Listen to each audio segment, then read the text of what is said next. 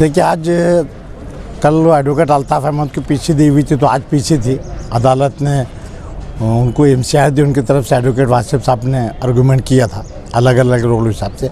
आज एक मोहम्मद अमीन को हाजिर किए थे, जिनको गवर्नमेंट ने लाइसेंस दिया है सेतु टाइप पे चलाते हैं। तो इल्ज़ाम ऐसे थे कि उन्होंने कुछ एफिडेविट बनाए, तो भाई कैसे बनाए, बोगस तो नहीं है। हमने अदालत को बताया कि भाई ये जो है गवर्नमेंट ने बाज़ाब्ता इनको इजाज़तनामा दी है, ये अपना चलाते हैं वो, तो पे फ़ोन वगैरह तमाम जो सहूलतें दी जाती है उसमें एफिडेविट भी, तो एफिडेविट के ऊपर आदमी आता है, उसकी फ़ोटो ली जाती है, उसका रिसीट फाड़ी जाती है, पैसा दिया जाता है, पूरा रिकॉर्ड है, तो उसमें कोई बोगस बनाने की ज़रूरत नहीं है। अब ये जो कह रहे हैं कि आए नहीं, तो ये बात में पुलिस की कोई सदाकत नहीं, क्योंकि जब तक आदमी नहीं आएगा तो वो कैमरे के सामने उसकी फ़ोटो कैसी आएगी। और दूसरा कि भाई एक महाजन बोल के की है, वो कोई पेपर चलाते हैं, उसके कोई एडवर्टाइजमेंट वगैरह देते थे, तो उनका ज़ाहिर कोर्ट में आना जाना रहता था, तो उनको भी कि भाई ये कहीं वो गुरों में शामिल तो नहीं है। तो पुलिस उसको एक बड़ा स्कैंडल बताना चाह रही है। और आज आप देख सकते हैं जो तगय्युर रहता है कि आज ये बताया कि फडणवीस और किरीट सोमैया की बैठक है, उसमें उन्होंने बताया कि भाई मालेगांव में बांग्लादेशी है, बोगस कागजात बनाए, जबकि आज तक की SIT की इंक्वायरी में एक भी आदमी बांग्लादेशी नहीं है।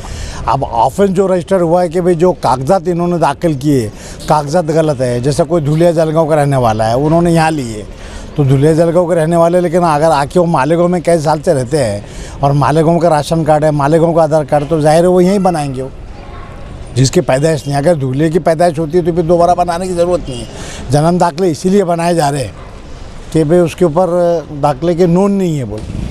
अभी आज सुबह ही मेरे पास 4 टीचर्स आए थे जिनके पास पासपोर्ट है, सर्विस रिकॉर्ड है, प्राइमरी टीचर्स है, लेकिन बदकिस्मती से जन्म दाखिले नहीं। वो बोले धुलिया में बनाने गए, तो हमको बोले कि भाई बनेगा नहीं, गवर्नमेंट का स्टे है।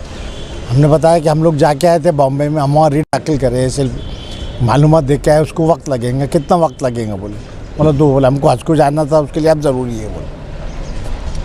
तो बहरहाल ये गवर्नमेंट सिर्फ मालेगांव को बदनाम करना, और उसमें एक नया रोक दिए, जा रहे दिल्ली को और पहुँच गए पंजाब को। ऐसा है, रोहिंग्या होना, बांग्लादेशी होना, उनको आज तक एक नहीं मिला और इंशाल्लाह आगे भी एक भी नहीं मिलेगा।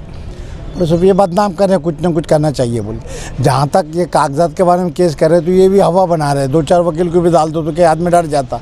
SIT को बताने के लिए देखो हम इतना शफाफ काम किए कि वकीलों को भी नहीं छोड़े हम। अभी वकीलों का रोल अगर देखा जाए तो जो कागजात मौके ला के देते हैं उसके बेसिस पे दाखिल करते हैं, सही है गलत है क्या है, ये उनकी जिम्मेदारी नहीं है। कायदे से भी क्या जजमेंट है हमारा को रिलेट करने के लिए। अब वो म्यूनसिपलिटी वालों ने जवाब दे दिए कि भाई हमारे पास का नहीं है, तो खाली उनका जवाब देना ज़रूरी है क्या? पुलिस का काम है उनका रजिस्टर सर्च करना, सीज़ करना, उसमें एंट्री है कि नहीं देखना। बाज़ जगह और रोड में एंट्री नहीं रहती है, नाम गलत हो जाता है, अपने मुसलमानों के नाम में फ़र्क रहता है, मराठी में लिखते तो समझ में नहीं आता उनको। तो अदालत ने क्योंकि पहले के लोगों को 3 दिन तक दी PC, तो इन्हीं लोगों को फिर उनके साथ ज्वाइन करके 17 तक PC दी है। वकील का कोर्ट ने, पुलिस ने जवाब दे कि उनके ताल्लुक से तफ्तीश मुकम्मल हो गई है, हमको उनकी पुलिस कस्टडी नहीं चाहिए, इसलिए कोर्ट ने मैजिस्ट्रेट कस्टडी दी है। आज 2 लोगों को जो नई गिरफ्तारी हुई थी, क्या नाम है उनके? नाम है मोहम्मद अमीन और शंकर महाजन।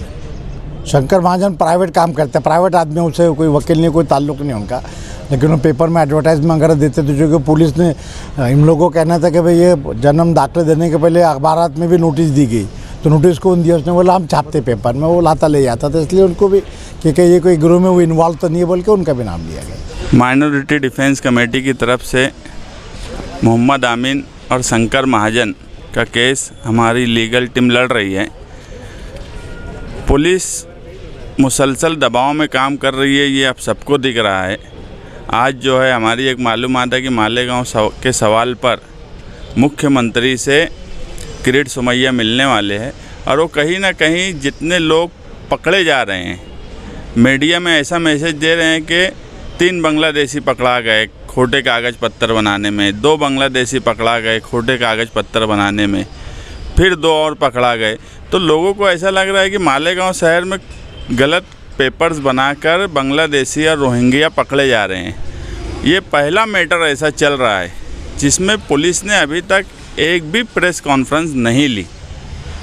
हमारी आज ये डिमांड है SIT ऑफिसरान से, मालेगांव शहर के पुलिस डिपार्टमेंट से कि अगर वो 2 गाड़ी भी पकड़ते हैं तो ताम झाम के साथ प्रेस को बुलाया जाता है। इतनी बड़ी कार्रवाई कि क्यों की जा रही है, FIR में क्या है, रिमांड रिपोर्ट में क्या है, जिसको पकड़ा जा रहा है उस पर क्या इल्ज़ाम है, ये पुलिस ने प्रेस कॉन्फ्रेंस बुलाकर डिटेल में बताना चाहिए।